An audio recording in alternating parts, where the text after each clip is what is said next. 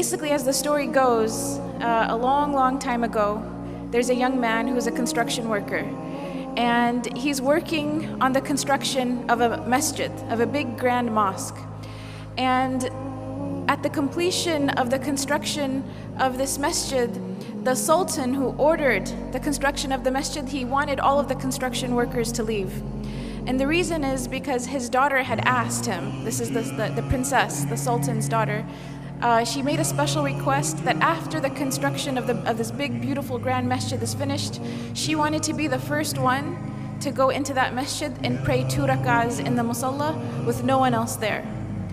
So this was the request of the princess.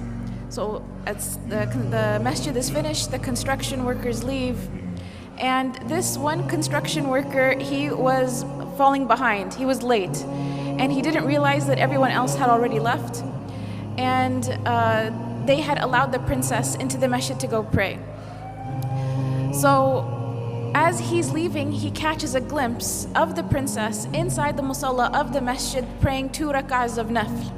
And the scene was just so incredible to him. It was such an amazing scene. And he basically just fell in love with the princess. It was just a very beautiful image to him, and he fell in love with her. And it became more than that. He became infatuated with her. So when he came home, he told his mother about what had happened, and he said, "You have to go to the sultan and ask for the princess's hand in marriage." And the mother said, "I can't do that. You're a construction worker. No one's the sultan's not going to have his daughter marry you." But this construction worker became infatuated. He couldn't work. He couldn't think. He couldn't eat. He couldn't sleep. He was just in a miserable state. And the mother, out of fearing for her son and his well-being, she realized that if she doesn't do something, he may die because he's refusing food and water at this point. So she goes to the palace and she asks to speak to the sultan, and the guards, they turn her away. And she insists and she says, "My son is going to die. I have to talk to the sultan." So finally, they let her talk to the sultan. And she mentions the story to the sultan, and the sultan asks that she come back with the construction worker. So they come back together, and he tells the construction worker, after everyone leaves the masjid at nighttime, after Isha prayer, you have to come and pray qiyam in this masjid for 40 nights. If you come and pray qiyam in this masjid for 40 nights straight, I will let you marry my daughter. And he said there will be someone there to make sure that you come, and if you miss a day, we'll know about it. So in 40 days, if you fulfill your end of the bargain, I will let you consider my daughter for marriage. So the construction worker is excited. This is a chance at life. So he goes the first day and he prays qiyam in the masjid after everyone leaves. And he goes the second day and the third. And after a few weeks, he notices that he's getting better. He's eating again, he's drinking again. He cares about life again. And eventually he starts to really, really enjoy coming to the masjid and praying qiyam when everyone else has left. To such an extent that he starts to pray to Allah, that Allah never takes away these beautiful moments that he has with him, alone in solitude, praying to him in the night.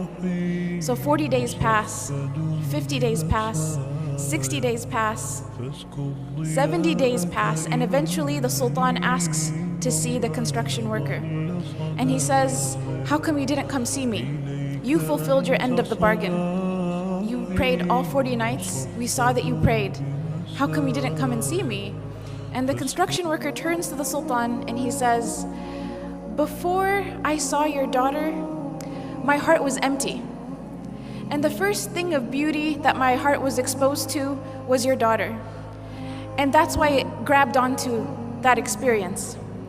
But then after I started praying in the masjid for 40 nights, my heart witnessed a beauty that was much greater than her.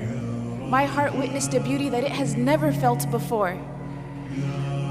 And he tells the sultan, he goes on to say, "Thank you so much for offering me your daughter to consider, but I am happy where I am and I am in no need of her."